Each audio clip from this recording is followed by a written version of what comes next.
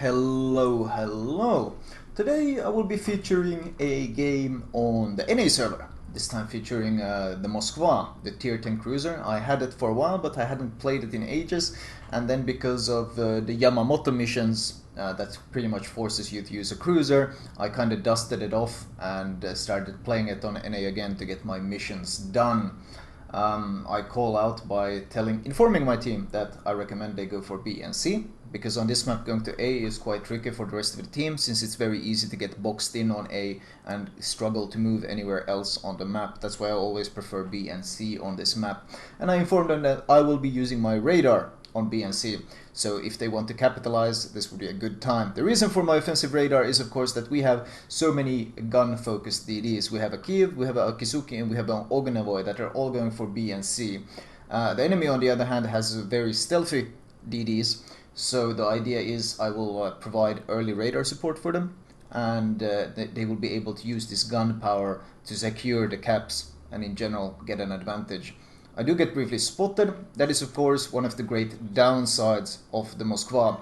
Even with full concealment build, your concealment is 13.8. That means when you push into these aggressive positions, you will be spotted. However, I'm close enough, I pop my radar. And both their gearing and their Fletcher is spotted, and even their Kagero. So my radar manages to catch pretty much 3 of their biggest threats as they go into our cap. And that means, of course, my Kiev and Akizuki and all of these will be able to pour in some fire and hopefully force them back and maybe secure these caps.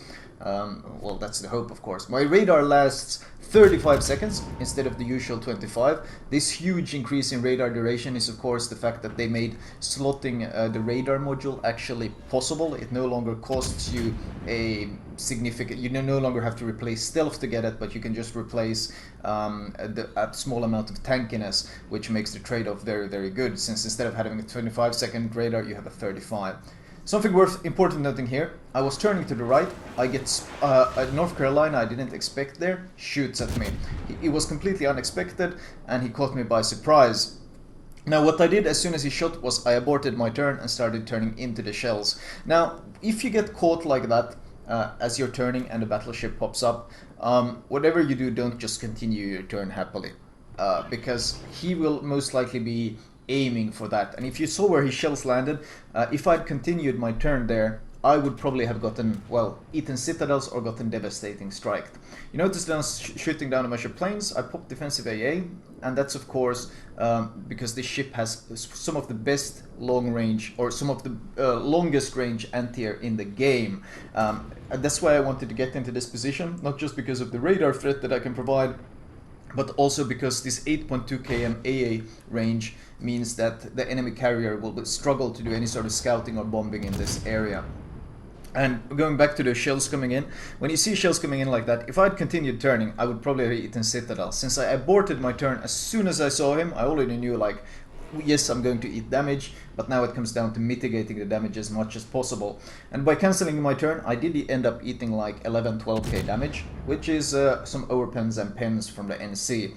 And while that's of course not optimal, it is far better than eating the citadels, especially since pens and such you can heal back up. You can heal 50% of penetration damage, whereas of citadel damage, cruisers can heal I think 30%. Battleships can only heal 10, but overall it's always better to try to mitigate. If you have to take a bad decision, to take the least bad one. My radar is up again, so I pop another radar. The gearing does get killed, and the Kagero is spotted thanks to the radar, as is the Fletcher and the Akizuki. So my radars are providing a lot of information for my team here. This time I also get to shoot a bit at the DDs. Note that my earlier radar this game, I didn't actually have a chance to shoot at anyone. I knew I wasn't going to be able to shoot them, but that was never my goal. I wanted my team to be able to shoot them and get that capture advantage. And that's something a lot of radar players in general tend to slack with a lot, and that's they refuse to radar unless they themselves can shoot at the target. And that's of course very, very stupid, because well, you're being very selfish. Like, if you only radar whenever you can shoot at your target yourself, then you won't necessarily get the best radars off at all. And both my radars so far have caught out 3 enemy DDs, and so far 2 of them have gotten killed. But you very often you see people who refuse to use their radar, even simply because they can't shoot themselves and they don't want to help their teammates, or they don't even consider using it just for the sake of their teammates. Whereas my first radar, and even my second in terms of C, has been entirely teammate focused, and that's something that is often overlooked. Atago, caught broadside. This Moskva AP is of course absolutely monstrous, especially long range. I mean, citadeling a cruiser isn't anything special, but the Moskva can citadel cruisers at pretty much maximum range. That's 19 km away. So the Moskva AP is something that I end up falling back on a lot. If the HE is underwhelming me, I'm not getting a good fire chance, then I just load the AP and you tend to get really punishing salvos. Worth noting is though that the Moskva does have, well, until the Henry 4 came out, the Moskva had absolutely the worst DPM out of all tier 10 cruisers. The worst damage per minute by far, and that's because so few guns with such a long reload meant that it simply can't pump out the damage the other cruisers can. In return, of course, we get the great shell trajectories and the great AP penetration. So it's always a case of trade-offs. You don't simply get great AP pen or great AP performance and great shell performance for free. It's always a trade-off. In this case, it's a significant loss in DPM that you're trading off. So, for example, burning down a battleship, while you can do it quite well with the Moskva, it's probably one of the worst at all the HE shooting cruisers at that. Pop another radar, this time catching out the Fletcher. I keep using my radars, trying to help my team get these capture points. I keep constantly radaring these enemy DDs because I really want them to die. I want to help my team kill them, and well, my team hasn't really been using these radars too well. They haven't been really dealing too much damage, like taking advantage of these radars. In fact, this Fletcher, I think my Bismarck missed him entirely. Now I'm gonna actually struggle killing him. My radar is about to run out. I get a fire on him. He damaged Konzet so to maintain his concealment. I should get another good volley on him. Only 3 hits, sadly. Not really the best shooting there.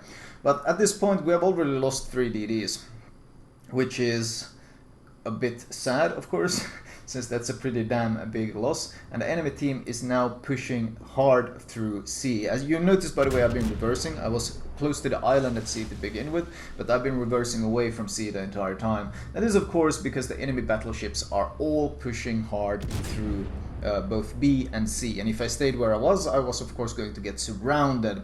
Also, while the Moskva is considered a very tanky battleship, people often overestimate the Moskva's tankiness, and they overestimate it a lot.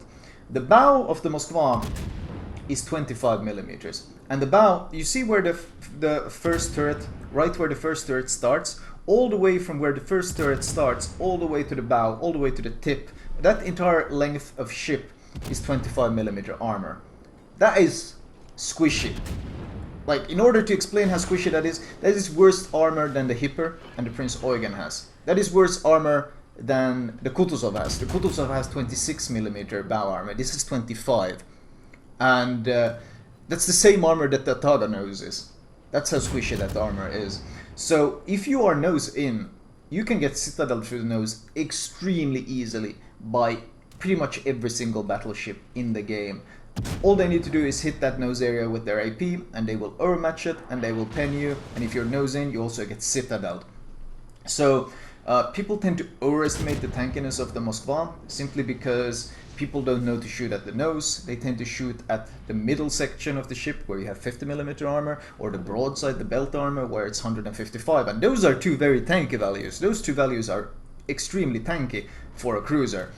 But the bow is a huge, huge weak spot for the Moskva, and that's something you need to keep in mind. Now, I am being forced back once again because, well, they have multiple battleships. You saw I just fought one, and now we have an NC there. There's an Ibuki somewhere there. I want to turn in, though. I want to turn in and push him because the enemy is getting all the caps, and we need to do something aggressive here because my team hasn't really been able to get too much done. I want to turn in towards this NC, but I cannot turn in while his guns are loaded. This is important. When you want to turn in, when you want to make a drastic maneuver, you need to wait for the battleship to fire, because then you got a minimum 20-second window. And there we see, there comes his shots. Wait a few more seconds, and now I start the turn. And a hard left turn. The idea is, of course, to make this turn before his guns are reloaded again, or at least be angled enough before his guns are reloaded again. Now, the Moskva has a large citadel. It extends halfway up the deck, and if you are full broadside, you can be very easily citadeled. So it's very important that I made this turn exactly when I timed it, and you see now his next reload is up, and by the time his shells are landing, I'm already angled, so there's no more risk of being citadeled. Of course, spamming HE on him. If you run the flags, you don't, not the E, just the flags, you reach 19% fire chance, which is of course quite good. Especially since AR has kicked in and lowered my reload. At this point I'm half health, so it's lowered my reload by about 10%. So that of course lets me pump out a lot more DPM than I otherwise could.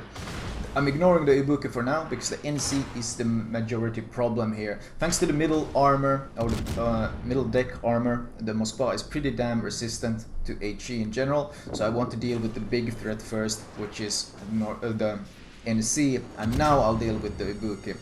Keep AP loaded, of course, and aim straight for his citadel. I do catch it, sadly only one citadel. It does break his engine though, which is something that does tend to happen every now and then with citadels. I keep shooting AP, but he's pretty angled, and since his engine is broken, I'm gonna switch to HE, because either he becomes a sitting target or he repairs the engine and he cannot repair my fires anymore.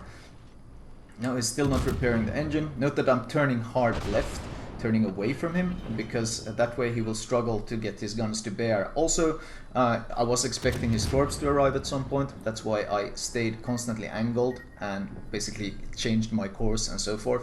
At this point, he's got a fire he can't repair, so he will die. I do manage to finish him off. The problem here becomes though a Hindenburg catches my broadside, and I have to turn into him because we're running so low on points. You need to angle sharply against the Hindenburg as soon as he pops up though. You can't let that AP do pen you, because German AP does a ton of damage, but it has pretty bad penetration angles. So as long as you angle, you're not in any trouble. But if you do get broadside, you can get instantly deleted. Note that he had 36k health when we started. I had, I think, 18k. I'm using my final heal now. I've been cycling my heals fairly well, in my opinion, trying to get the most value out of each heal. I got the carrier drop coming in on my right though, but as you noticed, I popped defensive AA and I keep focus firing the torpedo bombers every time. Like as soon as they die, I focus the next one and so forth, because the torpedo bombers are of course the biggest issue. However, for a ship as big as Moskva, even with defensive AA active, I can't afford to turn into these torpedoes, so I am forced to turn out, which leads to me eating a torpedo. But that was still preferable than turning out, because if I had turned out, that means to the right, or turned in, that means to the right towards the torpedoes, I would probably have dodged the torpedoes, but in return I would have eaten this massive Hindenburg AP damage and simply melted. So ultimately it was worth the trade-off, and I do manage to kill the Hindenburg. At this point I'm down to only 2000 health though. My AA is still shooting down these planes. Once again, Moskva AA is pretty damn good, especially with defensive AA active. It's not going to slaughter planes the same way a Hindenburg or a Des Moines can, but the panic radius you can, and the range you have on the AA is very, very impressive. That 8.2 km long range AA is a real nightmare for carriers to deal with, because with defensive, every time you pop defensive AA, it means you panic all the planes in that area. Now the Tirpitz did eat the torpedo. I don't know if you guys saw it, but the carrier did drop and the Tirpitz ate the torpedo. So I'm going with the assumption that he has probably used his repair, which of course makes him my priority target. I turn in towards his shells. Note that I'm not sailing in nose in. I don't want him to pen my nose. I just want to bounce it on my on the more armored parts of my ship. I do manage to kill him off. And now we're fighting the Akisuki. The Akisuki is smoking up. I focus fire the torpedo planes coming in behind me. I shoot that down instantly.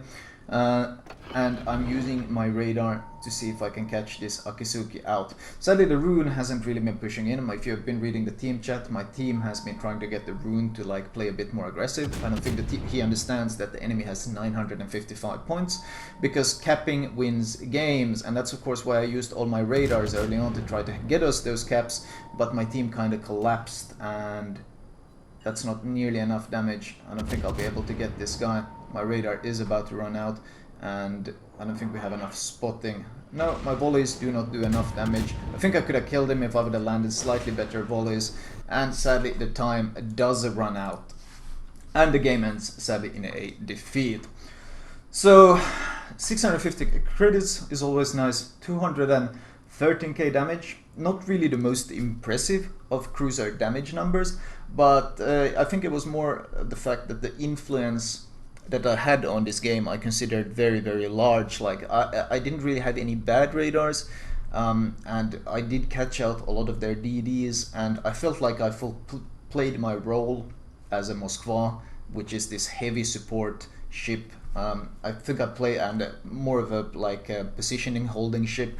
I thought I played my role fairly well, but you can't simply win them all. Looking at team XP though, well, I did manage to, even though I was on the losing team, I did manage to beat the best player on the winning team.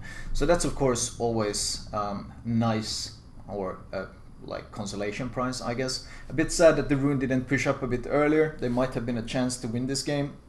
If the rune had pushed up and we'd gotten the Akizuki killed, I might have been able to catch out the Shokaku that had pushed pretty deep in on the side. Because of how quickly his planes were refueling and attacking me, I'm pretty sure the Shokaku was quite close to us. Sadly though, that did not happen. 5 kills, got my Kraken of course, and 32 planes, but ultimately still a loss. Detailed report. You can see, of course, the pretty insane potential damage that I accumulated, 2.7 million, which is something you usually expect from battleships. But Angled Moskva is very tanky, but note, nose is not tanky. Don't make the mistake of going straight nose in and expecting to tank anything. You're not a battleship, you'll get overmatched by everything and just deleted. Damage upon your spotting, not really that big. Because, well, there wasn't too many shells landed, too much damage dealt during these radars. The problem was my team was very afraid to capitalize on these radars. Ideally, if you have a radar ship that's in an aggressive position, you kind of want to push in deep enough that when he radars you can just melt the DDs. But even though I was continually exposing DDs, especially at the start, I continually exposed the DDs at sea, they were spotted in the open, no one really dealt too much damage to them because they were playing too safe, too passive, and ultimately my own DDs got killed, and when the DDs die, it kind of leads to this chain reaction of you lose your scouting front line, and you lose your torpedo scouting, and once the DDs are dead, then the battleships dare to push in much more aggressively, and when the battleships push in, they force the cruisers back. You saw how I was forced to abandon that position, and that was simply because of the battleship pressure. And when you're forced to scramble and disengage, then the carriers also get more freedom, and it's a cascading effect, and it all starts with keeping your DDs alive. Damage received, 108k damage, and I still didn't die. Of course, gives you an idea of just how much damage you can tank in the Moskva. Main damage is mostly AP focused, but I do have about 75k from HE plus fires. These are, but as usual, AP is kind of my bread and butter in the Moskva because it's so consistent and so strong. And I mean, we're already trading off a lot of that DPM, as I mentioned, so it's good to get it returned in some other form. And in the Moskva's return for giving up all that DPM is, of course, getting all that excellent AP penetration. Anyway, let me show you my recommended build for this ship. As usual, I will start with the modules. Not much to talk about here since we can't change any of them. Consumable wise, in order of priority, you should go for the premium damage con, followed by the premium heal, followed by premium surveillance, followed by premium AA, and defensive AA. Ideally, you should never need Hydra because the radar should be there to counter any DDs long before you need Hydra to spot their torps. Now, and of course, since you have such great AA range, if you extend the range, you really want to be able to make this huge panic AA bubble work.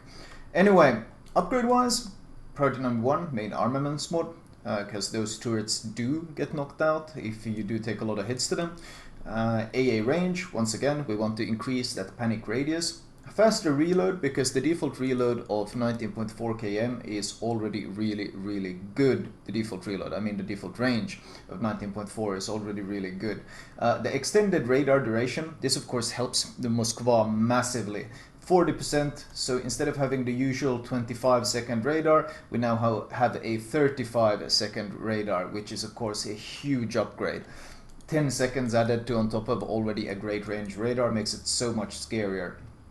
Faster rudder shift, because once again HE spam isn't that much of an issue because this whole middle part is covered in 50mm armor, so in general HE will not be as much of an issue. I mean, fires are of course always going to be an issue for every ship in the game, especially the Moskva since it has so much health pool, but I prefer the faster rudder shift when you do have to make those moves, because this ship is quite vulnerable when it's caught full broadside and you want to minimize those moments. And finally, concealment, because well, you don't want to get spotted across the map. You already kind of get spotted extremely easily, but you usually want to be able to be spotted on your terms, and being spotted right at the start of the game when you're still trying to get into a good position can pretty much deny you getting into that position, because you get spotted so early that they're able to shoot you and force you to stop or turn around or whatever, which will of course make using your radar so much harder.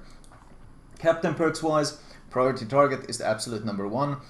AR is the number 2. Now the turret traverse is pretty slow for a cruiser with expert marksman, but it's not important enough that you should get expert marksman first. No, I get AR followed by superintendent, followed by concealment expert. After this, spec into advanced firing training and vigilance. We don't run hydro on our Moskva, so we want vigilance to give us some advanced warning on these incoming torpedoes, followed of course by the expert marksman as the last 2 points. Flag wise, well, because this kind of behaves like a battleship in that sense, I do recommend running the heal and the fire reduction. There are other great things, for example AA is fantastic. Speed is not really that important since you will rarely be doing too much kiting or maneuvering around. The Moskva is very much a stationary type, or well, an angled in type of cruiser more than it is a speedy one, like for example the Henry or Zhao that constantly kite and spam. Faster consumable reload might not be bad. I run the increased fire chance flags mostly because I have so many of them. The default fire chance does get improved from I think 17 to 19 by running these flags, but in general you saw how of questionable usage the HE is. The AP is so damn strong that this is pretty optional. This is in no way necessary. The rest of the flags are just XP based. Anyway, that was my Moskva commentary. I hope you guys enjoyed that.